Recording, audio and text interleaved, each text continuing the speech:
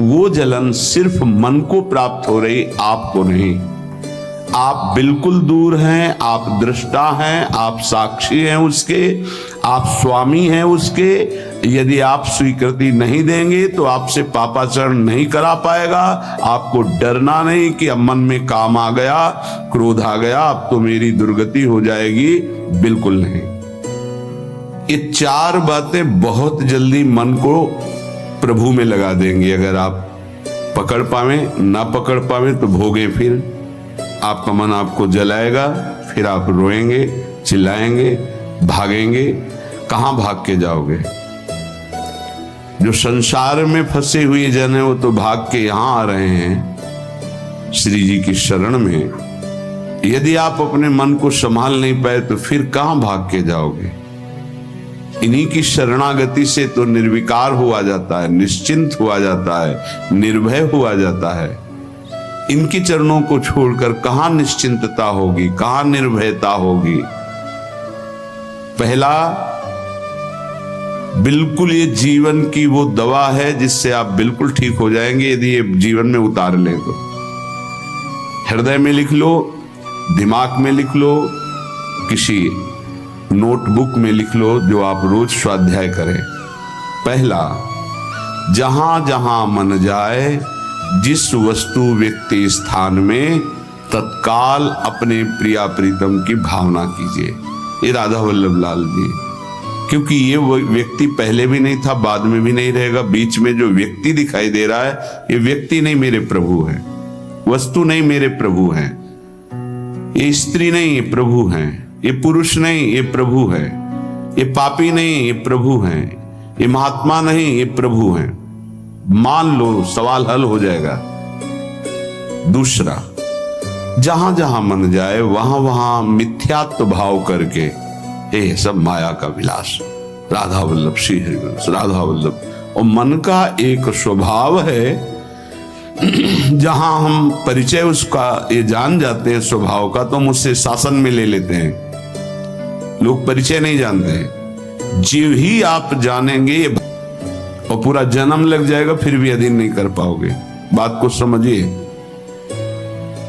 ये एक सेकंड में विश्व ब्रह्मांड में कहीं भी यदि इसका परिचय है, वो तत्काल पहुंच जाएगा। वायु भी इसके समान वेगवान नहीं है मन। अगर अमेरिका गए हैं, आपने वो दृश्य देखा है, कोई एरिया, महल, घर, जो भी, एक सेकंड के कम हिस्से में वो पहुंच जाएगा।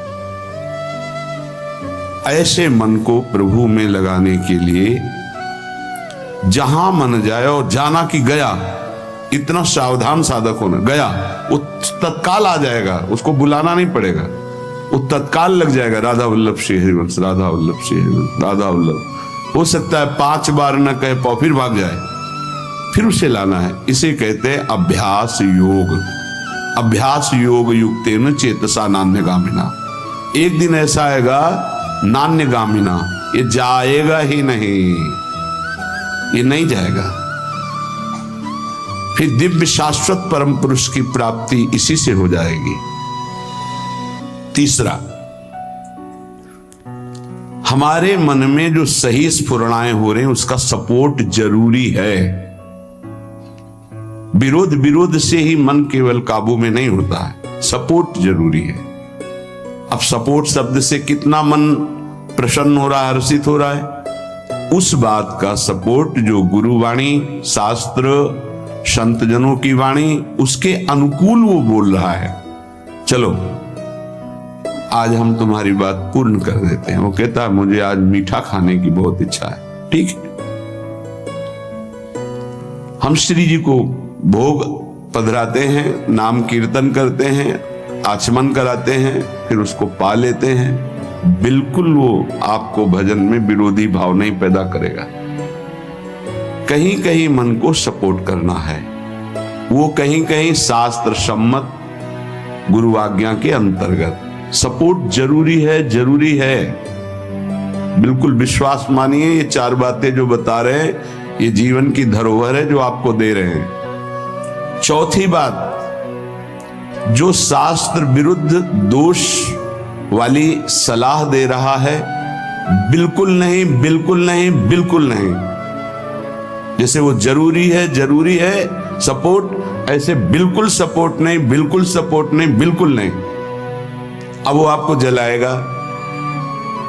जैसे सपोर्ट शब्द से हर्षित हो गया, ऐसे बिल्कुल नहीं शब्द से वो शोकित हो जाएगा। अब आपको उदास कर देगा।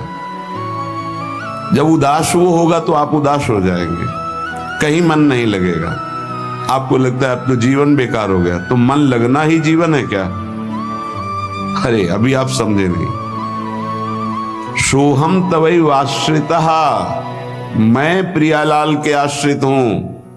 तो तन वांग मनोभीर, अगर ये नहीं लग पा रहे हैं तो मैं स्वयं प्रियालाल के आश्रित हूं। ये मुझे कैसे भ्रष्ट कर सकता है? तनु वांग मनोभीर, शरीर वाणी और मन, ये हम समर्पित कर रहे हैं। तो शरीर वाणी मन ये तीनों धोखा दे रहे हैं। शरीर बीमार हो गया है, जबान खराब हो गई है, मन गलत चिंतन करा रहा, तो हमारा बाल बांका भी नहीं कर सकता, क्योंकि सोहम तवै आश्रिता, मैं स्वयं प्रियाजू की शरण में हूं। उपासक देखो देखो जरा इस पर विचार करो। क्या शरीर को त्याग देने से परम पद मिल जाएगा? दुखों की निवृत्ति हो जाएगी? क्या निर्विकारता आ जाएगी? नहीं। ऐसे शरीर को नष्ट करने वाले को प्रेत योनि मिलती है।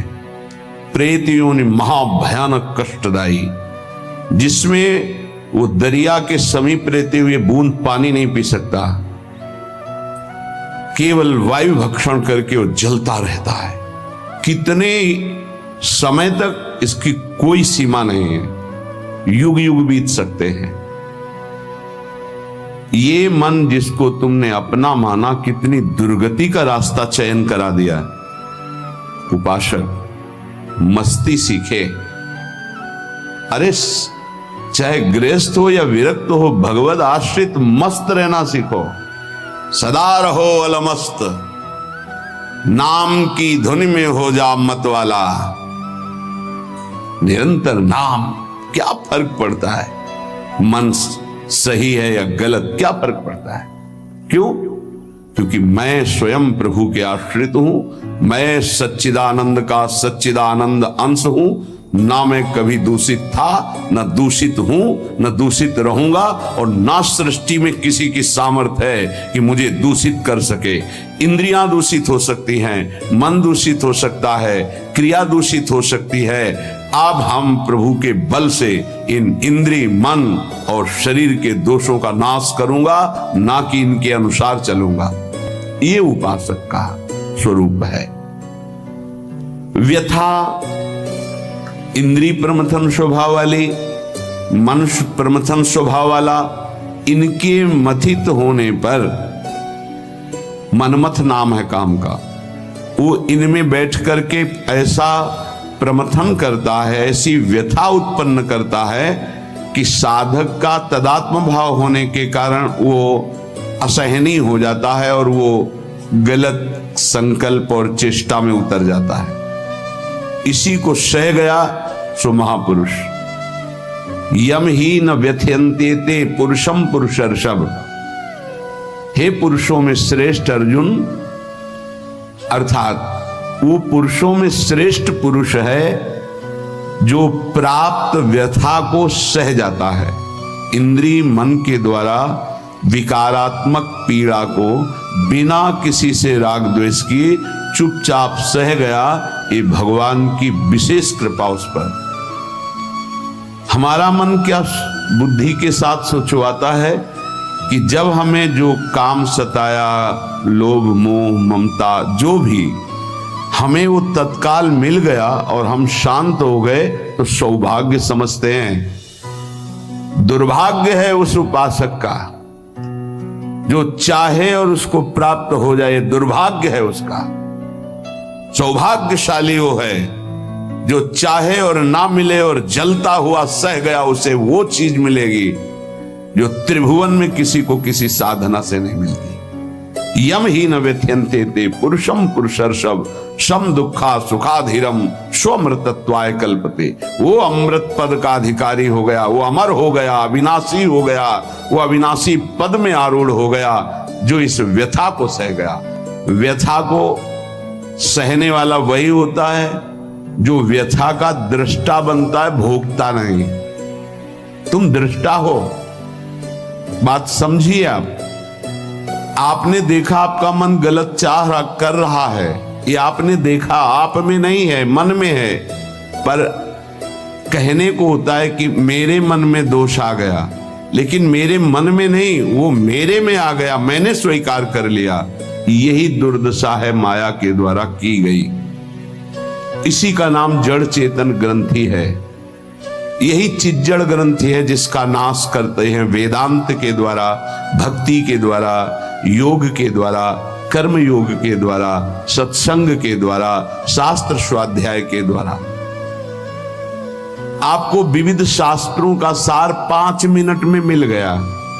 जो जीवन भर प्रयोग किया गया शास्त्र स्वाध्याय करके संतों की कृपा से, वो 5 मिनट में मिल गया। अगर इसे स्वीकार कर लें तो बहुत जल्दी आप महात्मा बन जाएंगे, चाहे गृहस्थ में हो या विरक्त में।